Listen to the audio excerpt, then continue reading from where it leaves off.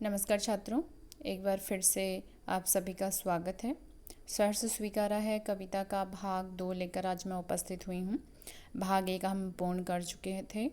आशा है कि भाग 1 आपको अच्छे से समझ में आ गया होगा और आज भाग 2 देखते हैं। भाग 1 में मैं आपको यहाँ तक पढ़ा चुकी थी कि कवि अपनी प्रेमिका के साथ, अपने सगे संबंधों के साथ रिश्ते की बात कर रहे हैं कि न जाने मेरा क्या संबंध है कि मैं जितना भी उनको जिनका मुझसे लगाव है उनके प्रेम को दूर करने का प्रयास कर रहा हूँ, परंतु वो फिर से मेरे हृदय में उभर कर आ जाते हैं और वह जो प्रेम है, वह लगाव है, वो मुझे कहीं भी नहीं छोड़ता। भीतर बाहर सब जगह मुझे वही महसूस होता है। कवि कह रहे हैं जिस तरह से धरती अमावस्या के दिन रात भर धरती पर चंद्रमा अपनी रोशनी बिखेरता रहता है, वैसे ही तुम भी अपने चेहरे से, अपने प्रेम से हर समय हर क्षण मुझे याद आती रहती हो। तो छात्रों, ये मैं आपको स्पष्ट कर दूं कि बहुत सारे शब्दों से हमें ये प्रतीत होता है कि कवि ने अपनी प्रेमिका के लिए, अपनी प्रियतमा के लिए ये कविता में जो भी है, जो संबोधन शैली है, उसमें अपनी प्रेमिका का वर्णन किया है, परंतु वो कोई भी हो सकती है। इसमें ममता का भाव भी कविता में उभर कर आ रहा है, इसलिए कवि अपनी माँ के लिए भी ये कविता लिख सकते हैं, अपने सगे संबंधियों के लिए लिख सकते हैं, अपनी प्रेमिका के लिए लिख सकते हैं। परंतु जो विशेष है इसमें हमें प्रेमिका की अधिकता अधिक दिखाई दे रही है। चलिए आज का भाग प्रारंभ करते हैं। आगे कवि कह रहे हैं, सचमुच मुझे दंड दो कि भूलूं और मैं भूलूं, मैं तुम्हें भूल जाने की। दक्षिण ध्रुवी अंधकार अमावस्या, शरीर पर चेहरे पर अंतर पालूं मैं, झेलूं मैं उसी में नहा लूं मैं। इसीलिए कि तुमसे ही परिवेष्टित आच्छादित रहने का जो रमणीय उजेला अब सहा नहीं जाता, नहीं सहा जाता। ममता के बादल की मंडराती कोमलता भीतर पिराती है, कमजोर और अक्षम अब हो गई है आत्मा यह।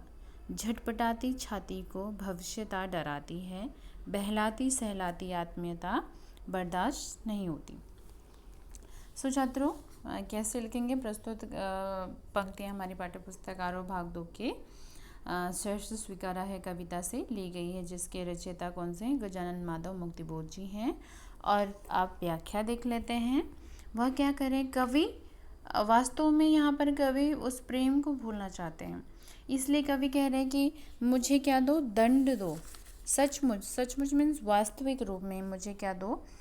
तुम मुझे दंड दो और क्या करो कि ऐसा दंड तुम मुझे दो ताकि मैं तुम्हें भूल जाऊं, और भूल जाने का कि मैं भूलूं मैं तुम्हें भूल जाने की, कि मुझे इस प्रकार का तुम क्या दो कि मुझे दंड दो ताकि मैं क्या करूं? तुम्हें भूल जाऊं, और इसको भी मैं दंड समझूं क्योंकि मैं तुम्हें भूल रहा हूं, और मैं अपने हृदय में ये चाहता हूँ कि तुम्हारा प्रेम मुझसे अलग रहे। इसलिए कवि कह रहे हैं कि तुम भी मुझे दंड दो और मैं भी उस चीज़ को दंड समझता हूँ कि मैं तुम्हें भूल जाऊँ। दक्षिणी ध्रुवी अमावस्या अंधकार में, कवि आगे कह रहे हैं कि दक्षिणी ध्रुवी कि मैं इस तरह से तुम्हें भूल जाऊँ, ऐसी जगह चली जाऊँ। दक्षिणी ध्रुव में 6 महीने दिन और 6 महीने रात होते हैं, गहरा अंधकार वहाँ होता है, इसलिए कवि कह रहे हैं कि मैं ऐसी जगह चले जाऊँ जहाँ पे गहरा अंधकार हो, अमावस्या की तरह गहरी अंधकार मई रात्रि वहाँ हो, और उसी में शरीर पर चेहरे पर अंतर में पालूं मैं, और उसी अंधकार को अपने शरीर में, अपने अंतर मीन्स अंदर, हृदय में मैं क्या कर लूँ? पालूं, और झेलूँ मैं उसी में नहा लूँ, और मैं इन सब चीज़ों को क्या करूँ? झेलूँ, कि मैं इन सब चीज़ों को बर्दाश्त करूँ, ऐसा मुझे दंड मिले कि मैं तुम्हें भूल जाऊं। अपने हृदय में भी मैं अमावस्या भरी काल जो रात्रि है उसके कालेपन को मैं भर दूं ताकि मुझे तुम बिल्कुल भी क्या ना हो, याद ना हो, और उसी में मैं क्या करूं? झेलूं, उसी को झेलूं, मतलब उसको ही मैं फेस करूं और उसी में मैं नहा लूं। कवि इसलिए ये अंधकार दक्षिणी ध्रुव की बात इसलिए कह रहे हैं क्योंकि कवि अपनी प्रेमिका के प्रेम को याद नहीं करना चाहते। कवि को लगता है कि वह मुझे कमज़ोर बना रही है। जो उनकी प्रेमिका है, माँ की जो ममता है, जो प्रेम है, वो कवि को लगता है कि अब ये प्रेम मुझे कमज़ोर बना रहा है। इसलिए कवि कह रहे हैं कि मैं उसे भूलना चाहता हूँ और ऐसी जगह जाना चाहता हूँ, दक्षिणी ध्रुव, अर्थात जहाँ पर 6 महीने दिन और 6 महीने रात होती है। ऐसे अंधकार में मैं रहना चाहता हूँ और अपने शरीर के अंदर भी, अपने हृदय के अंदर भी मैं अंधकार को क्या कर लूँ, भर लूँ, जहाँ तक मुझे तुम्हारी याद, एक तिनके भर भी मुझे तुम्हारी याद ना आए।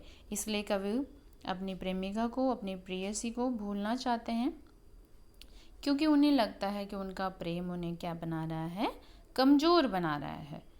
तो आगे क्या कह रहे हैं कवि, इसीलिए कि तुमसे ही परिवेष्टित आच्छादित रहने का रमणीय उजेला अब सहा नहीं जाता। कवि कह रहे हैं इसलिए कि क्यों मैं तुम्हें भूलना चाहता हूँ, क्योंकि तुमसे ही परिवेष्टित का अर्थ होता है घिरा हुआ, तुम ही चारों ओर हो, और आच्छादित अर्थात ढका हुआ। एक तो मैं क्या हूँ, कवि कह रहे हैं कि इसलिए मैं तुम्हें भूलना चाहता हूँ क्योंकि चारों तरफ मुझे तुम्हारा प्रेम ही नज़र आता है, चारों तरफ से तुम्हारा प्रेम ही मुझे घिरा हुआ है, और आच्छादित अर्थात ढका हुआ है। तुम्हारे प्रेम ने, तुम्हारी जो तुम्हारी ममता है उसने मुझे ढक दिया है। अब चारों तरफ से मुझे अपने ऊपर क्या कर रखा है, बांध रखा है। इसीलिए मैं क्या करना चाहता हूँ, मैं तुम्हें भूलना चाहता हूँ। और रहने का तुम्हारे, अब आगे कवि क्या कह रहे हैं कि इसीलिए कि तुमसे ही परिवेष्टित, जो तुमसे ही, जो क्या है, चारों तरफ तुमसे ही ढका हुआ है, रहने का, तुम्हारे प्रेम के साथ रहने का जो रमणीय मीन्स मनोरम, यह उजेला का अर्थात प्रकाश, कि तुम्हारे साथ रहने वाले, तुमसे ही ढका हुआ, चारों तरफ तुम्हारा ही जो प्रेम है, और वो प्रेम के साथ रहने का जो मनोरम प्रकाश है, अब क्या नहीं होता, अब सहा नहीं जाता। अब क्या होता है, सहा नहीं जाता, क्योंकि कभी सहा नहीं जाता, नहीं सहा जाता। कवि को अपनी प्रेमिका का जो प्रेम है वो बहुत अत्यधिक लग रहा है, और कवि आगे नहीं बढ़ रहे हैं। इस कवि को ऐसा लगता है कि जो उनकी प्रेमिका का जो प्रेम है वो उन्हें कमज़ोर बना रहा है और आत्मनिर्भर नहीं बना रहा है। इसलिए कवि कह रहे हैं कि वो मुझे अब क्या नहीं होती, वो मुझसे सहा नहीं जाता। अब वो चीज़ें क्या हो रही हैं, मैं सहन नहीं कर पा रहा हूँ। ममता के बादल आगे क्या कह रहे हैं कवि, ममता के बादल की मंडराती कोमलता भीतर पिराती है, और कमज़ोर और अक्षम अब हो गई है। आगे कह रहे हैं कवि, कमज़ोर और अक्षम अब हो गई है आत्मा, यह झटपटाती छाती को भवित्यता डराती है, बहलाती सहलाती आत्मीयता बर्दाश्त नहीं होती। कवि कह रहे हैं ममता के बादल, ममता अर्थात प्रेम के जो बादल हैं, अब वो प्रेम के जो बादल हैं वो क्या है, वो मंडराती रहती है, हर समय वो बादल मंडराते रहते हैं, अर्थात घूमते रहते हैं, और कोमलता भीतर पिराती रहती है, और कोमलता भीतर ही पिराती अर्थात दर्द देती है। अब कवि क्योंकि इस प्रेम से उभरना चाहते हैं, कवि आत्मनिर्भर बनना चाहते हैं, इसलिए कवि कह रहे हैं कि अब मुझे तुम्हारी जो ममता के बादल हर क्षण चारों ओर मंडराते रहते हैं, वो कोमलता अब मुझे भीतर से क्या करती है, पिराती है, दर्द देती है। और कमज़ोर और अक्षम, कमज़ोर अर्थात हीन, अक्षम अर्थात सक्षम ना होना, कैपेसिटी ना होना, अब हो गई है। कवि कह रहे हैं कि अब मेरी ये जो आत्मा है वो क्या हो गई है, कमज़ोर हो गई है, अक्षम हो गई है मेरी ये आत्मा, क्योंकि तुम्हारे प्रेम ने उसे क्या बना दिया है, कमज़ोर बना दिया है, और तुम्हारे प्रेम के ही सहारे मैं जी रहा हूँ, चारों तरफ तुम्हारा ही प्रेम है, इसलिए मैं अंदर से क्या हो गया हूँ, कमज़ोर हो गया हूँ, अक्षम हो गया हूँ। और कभी आगे क्या कह रहे हैं, अब मुझे मेरी आत्मा जो है छटपटाती है छाती की, अब मेरा जो हृदय है वो छटपटाता है, मैं इस प्रेम से उबरना चाहता हूँ कि भवितव्यता डराती है। कवि कह रहे भवितव्यता का अर्थ क्या होता है? भविष्य। कवि कह रहे हैं कि मुझे डर लगता है कि मैं भविष्य में आगे क्या कर पाऊँगा, भविष्य को देखकर कि मैं भविष्य में और भी अधिक क्या हो जाऊँगा, कमज़ोर हो जाऊँगा। इसलिए कवि कह रहे हैं कि भविष्य की आशंका, भविष्य के प्रति सोचकर मुझे क्या करती है, अब ये तुम्हारा प्रेम क्या करता है, डराता है। क्योंकि चारों तरफ तुम्हारा ही प्रेम रहेगा तो कवि को लगता है कि वो आत्मनिर्भर नहीं बन पाएंगे, वो आगे नहीं बढ़ पाएंगे। इसलिए कवि कह रहे हैं कि मुझे भविष्य के प्रति चिंता होती है और अब ये तुम्हारा प्रेम मुझे ऐसा प्रतीत हो रहा है कि वो मुझे अंदर से क्या बना रहा है, कमज़ोर बना रहा है। आगे कवि अंतिम पंक्ति में कह रहे हैं बहलाती सहलाती आत्मीयता बर्दाश्त नहीं होती। कवि क्या कह रहे हैं? बहलाती, बहलाती अर्थात मन को प्रसन्न करने वाली, जो मन को अच्छा लगे। सहलाती अर्थात दुख को कम करती हुई। तो कवि कह रहे हैं तुम्हारी ये बहलाती सहलाती आत्मीयता, आत्मीयता का अर्थ क्या होता है? प्रेम, अपनापन, अपनापन, लगाव, बर्दाश्त नहीं होता। बर्दाश्त अर्थात सहन नहीं होता। कवि कह रहे हैं अब तुम्हारा जो, कवि अपनी प्रेयसी को, अपनी माँ को, अपने सगे संबंधियों को संबोधित करते हुए संबोधन शैली में कह रहे हैं कि अब मुझे भविष्य की चिंता सताती है और अब तुम्हारी ये जो बहलाती, मन को प्रसन्न करने वाला जो प्रेम है, दर्द को कम करने वाला जो तुम्हारा आत्मीयता अर्थात लगाव है, वो मुझे अब क्या नहीं होता, बर्दाश्त नहीं होता। कवि क्या कह रहे हैं कि अब ये प्रेम मुझे बर्दाश्त नहीं होता। छात्रों इसमें विशेष क्या है, अब ध्यान से आप समझिए। सबसे पहले विशेष ये है कि कवि अत्यधिक मोह प्रेम से अलग होना चाहते हैं। कवि क्या होना चाहते हैं? कवि को अपनी प्रेमिका का, अपनी प्रेयसी का, अपनी माँ का, जिससे भी है, उसका जो अत्यधिक प्रेम है वो अब कवि को बर्दाश्त नहीं हो रहा है, कवि उसे सहन नहीं कर पा रहे, क्योंकि कवि को ऐसा लगता है कि वो आत्मनिर्भर नहीं बन पा रहे हैं। वो दूसरों के प्रेम ने उन्हें क्या बना दिया है, कमज़ोर बना दिया है।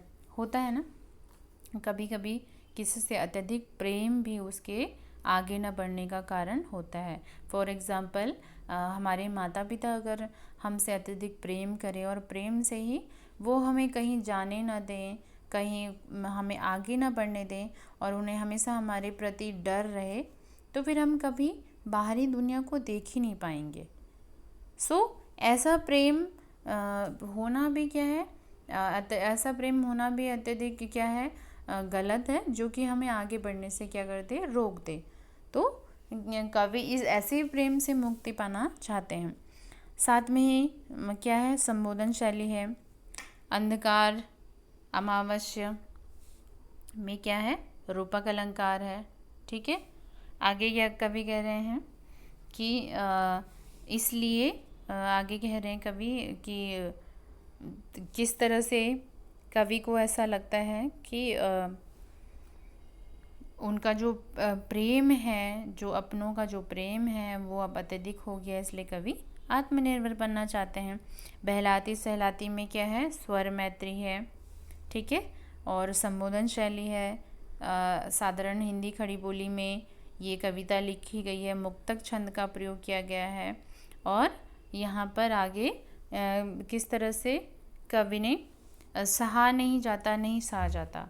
यहाँ पे भी क्या है, एक इस तरह से एक तरफ कवि ने कहा सहा नहीं जाता और दूसरी तरफ कहा है कि नहीं सहा जाता। तो यहाँ पर भी क्या है, विशेष अर्थ, विशेष भाव इसका क्या हो रहा है, उत्पन्न हो रहा है।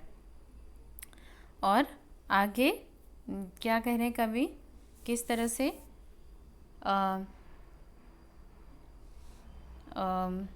किस तरह से कवि इसी बात को स्पष्ट करने का प्रयास कर रहे हैं कि मुझे अब ऐसा प्रेम क्या लगने लग गया है, दंड के समान लगने लग गया है कवि को ऐसा प्रेम। छात्रों, काव्य का सौंदर्य यह आपका कि साधारण हिंदी खड़ी बोली में लिखा गया है और इसमें क्या है, तत्सम शब्दों का भी प्रयोग किया गया है। ठीक है, और अनुप्रास अलंकार मैंने रूपक अलंकार आपको बता दिया है कि अंधकार अमावस्या में रूपक अलंकार है। ठीक है, नहीं सहा जाता, नहीं सहा नहीं जाता, नहीं सहा जाता, यहाँ पे पुनरुक्ति ने एक विशेषता यहाँ पर डाल दी है। और आगे कमजोर और अक्षम हो गई है आत्मीयता, छटपटाती छाती, छटपटाती छाती में कौन सा अलंकार होगा? अनुप्रास अलंकार। बहलाती सहलाती में क्या है? स्वर मैत्री है। सो ये क्या था आपका काव्य का सौंदर्य था। ठीक है, तो छात्रों ये आज की कविता, आज का जो भाग हमने पढ़ा, अंतिम भाग में मैं पूरी कविता का एक बार फिर से भावार्थ आपको स्पष्ट करवाऊंगी और फिर प्रश्नोत्तर भी हम करेंगे। कविता के बेस से मैं प्रश्न आप सभी को पूछूंगी, आप सभी को उसका उत्तर देना है। तब तक के लिए धन्यवाद।